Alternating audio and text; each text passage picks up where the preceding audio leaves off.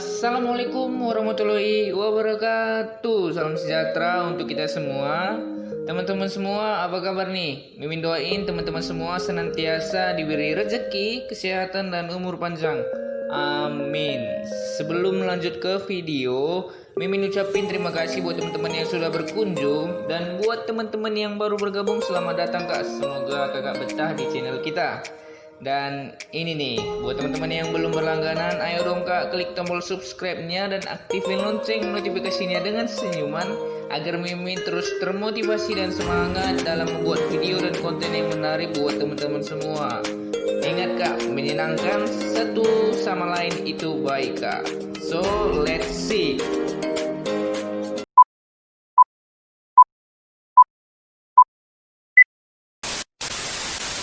Di video kali ini, gue bakalan merangkum seluruh alur cerita dari film yang berjudul The Mist 2007. Meskipun film ini udah lama banget, tapi menurut gue masih layak banget buat ditonton nih cuy. Apalagi buat kalian yang suka sama film bergenre horror science fiction. Tanpa berlama-lama lagi, langsung aja kita mulai ke cerita filmnya. Di awal scene kita akan diperlihatkan sang aktor utama yang berprofesi sebagai pelukis. Pria tersebut diketahui bernama David Drayton. David mempunyai seorang anak laki-laki berusia 5 tahun bernama Billy dan istrinya yang lumayan cantik. Alur cerita film kali ini akan berfokus pada David dan juga Billy cuy. Suatu ketika mereka bertiga melihat sebuah kabut aneh yang menutupi gunung. David kemudian mengatakan jika ia belum pernah melihat kabut seperti itu sebelumnya. Mungkin saja itu akibat badai yang ditinggalkan sebelumnya, ungkap David kepada istrinya. Pagi itu, David berencana untuk pergi ke sebuah minimarket di kota tersebut untuk membeli perlengkapan guna memperbaiki jendela rumahnya yang hancur akibat badai sehari sebelumnya. Di perjalanan, David ditemani anaknya dan seorang pria bernama Norton. Dia berprofesi sebagai pengacara, namun di tengah perjalanan, mereka berpapasan dengan para anggota militer setempat. Norton sempat menjelaskan tentang suatu proyek yang sedang dikerjakan oleh pemerintah yang melibatkan militer. Proyek tersebut bernama Arrowhead Project. Ada yang mengatakan proyek rahasia tersebut yakni tempat rahasia menyimpan piring terbang milik alien yang membeku. Wow. Namun mereka hanya menganggapnya sebagai dongeng dan lelucon saja karena proyek tersebut tersembunyi di balik gunung, bahkan tidak ada yang pernah melihatnya. Singkat cerita, tibalah David di sebuah minimarket. Saat sedang belanja, ia pun sempat berbincang-bincang dengan warga lokal untuk sekedar basa-basi.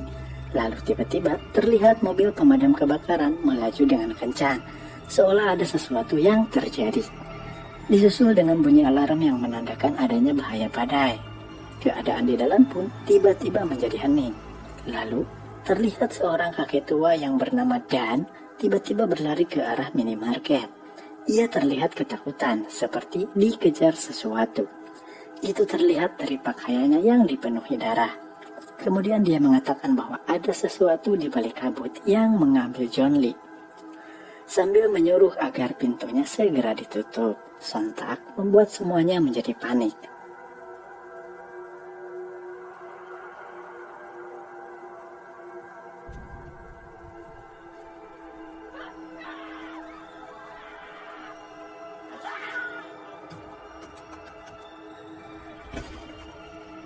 Sesaat setelah itu, David kemudian berjalan ke ruang belakang minimarket untuk mencari selimut karena anaknya Billy terlihat kedinginan. Ia melihat ternyata ada generator yang rusak akibat kepanasan. Saat sedang memperbaiki generator yang rusak, tiba-tiba pintu garasi seperti ada yang mendorongnya.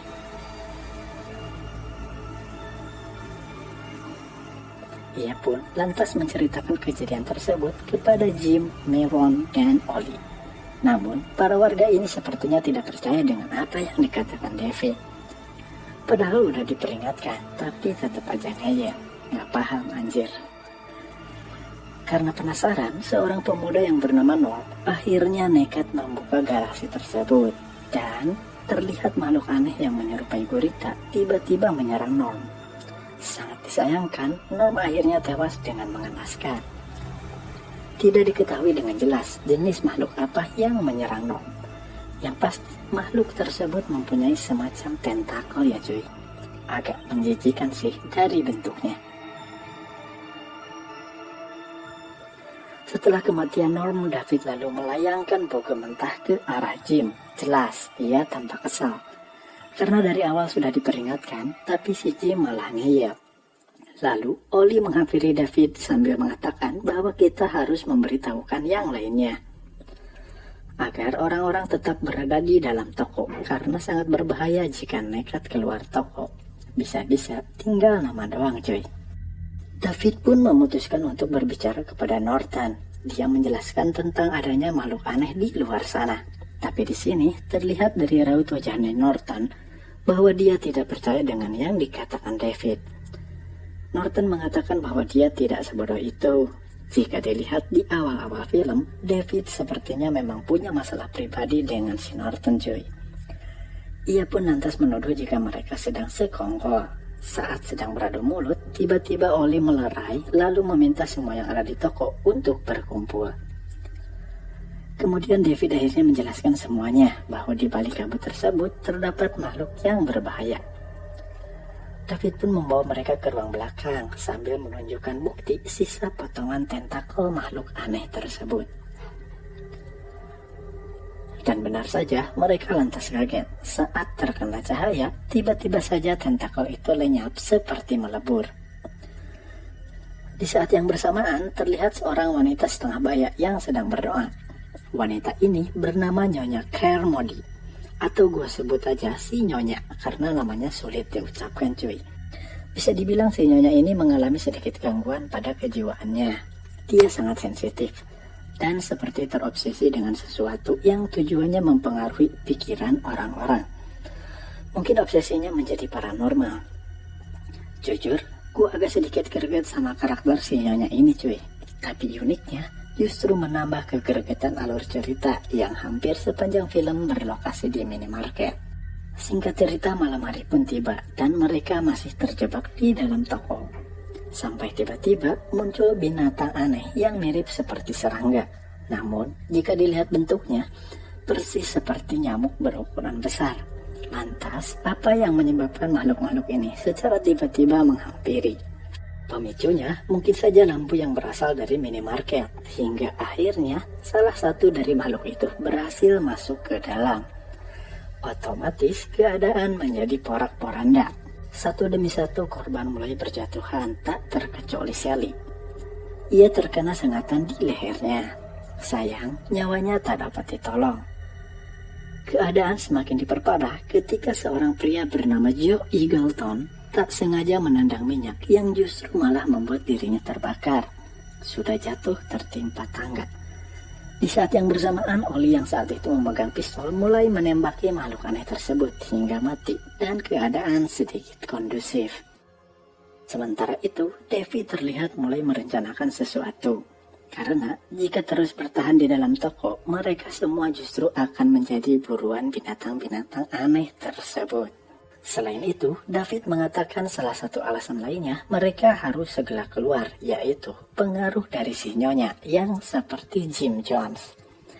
Jika dibiarkan, orang-orang yang terpengaruh dengan perkataan si Nyonya otomatis akan menuruti perintahnya. Dengan kata lain, hanya dari perkataannya saja si Nyonya sudah punya jemaat cuy. Singkat cerita, gengnya si David mulai keluar toko dan menuju ke farmasi untuk mengambil beberapa obat. Selain untuk mengobati Joe, warga yang masih di area minimarket sepertinya butuh obat-obatan. Lalu, hal yang mengerikan pun terjadi. Betapa kagetnya mereka saat menemukan Norton dengan keadaan kritis. Kalau dilihat dari tanda tandanya, kita bisa nebak. Udah pasti makhluk tersebut sejenis laba-laba. Dan benar saja, ratusan laba-laba dengan kepala menyerupai tengkorak mulai menyerang mereka. Untung saja, mereka berhasil survive.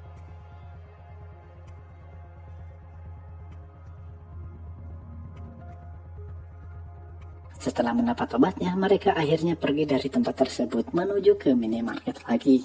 Sementara itu, dalam waktu 1 hari, rupanya si Nyonya udah berhasil mengumpulkan jemaat cuy. Karena nggak berhenti ngoceh, mereka yang masih berada di dalam minimarket akhirnya jadi terpengaruh juga. Dan anehnya, Jim ikut-ikutan terpengaruh sepulang dari farmasi. Dia seperti ketakutan dan pikirannya mulai goyah. Puncaknya, pengaruh si Nyonya mampu membuat keadaan menjadi semakin buruk.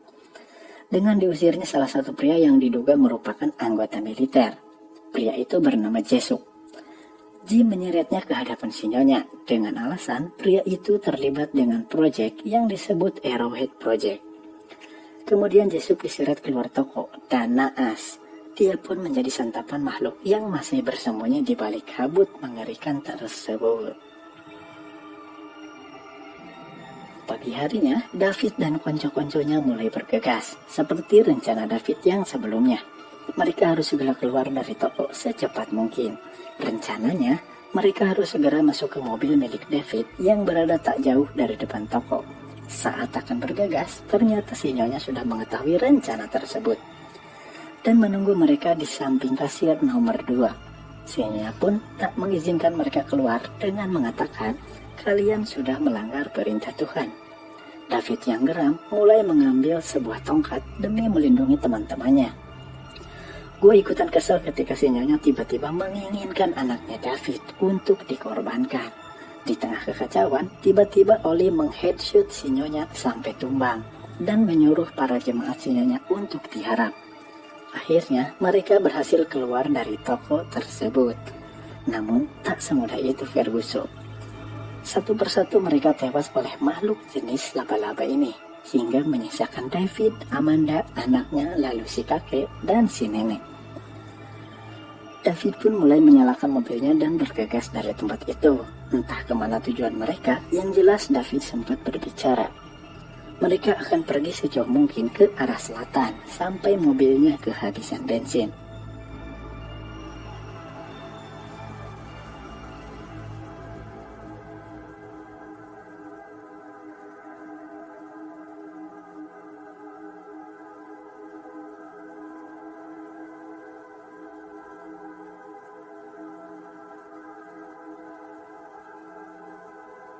Di tengah perjalanan, muncullah raja terakhir yang berukuran segede gaban.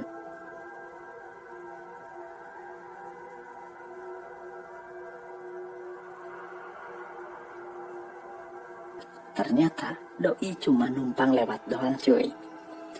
Dan tibalah di mana mobil mereka benar-benar kehabisan bensin.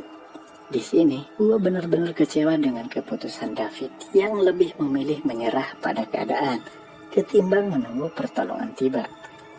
Karena hanya ada 4 peluru yang tersisa, akhirnya David mengeksekusi satu persatu.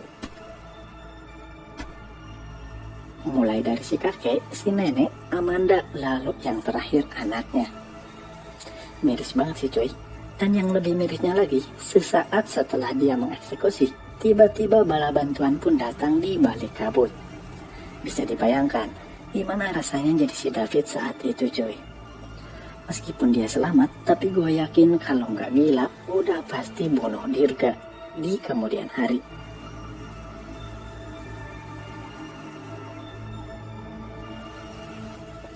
Dan film pun selesai. Untuk endingnya silahkan kalian yang menilai sendiri ya cuy. Oke cuy, mungkin segitu dulu rangkuman dari alur cerita film kali ini yang bisa gua share. Dan inti dari filmnya cukup jelas ya, di mana sebuah proyek rahasia bernama Arrowhead Projects milik pemerintah setempat justru menimbulkan malapetaka, sehingga makhluk dari dimensi lain bisa masuk dan menyerang kota tersebut. Hikmah yang bisa kita ambil dari film The Mist menurut sudut pandang gua, agar kita tidak terburu-buru dalam mengambil keputusan. Sebab kita tidak pernah tahu, di balik musibah pasti ada hal baik yang akan datang. Mohon maaf kalau ada salah kata atau penyampaian yang kurang bisa dipahami. Kalau kalian suka dengan videonya, tinggal di like dan di share sebanyak-banyaknya cuy. Akhir kata, thanks for watching. Assalamualaikum warahmatullahi wabarakatuh.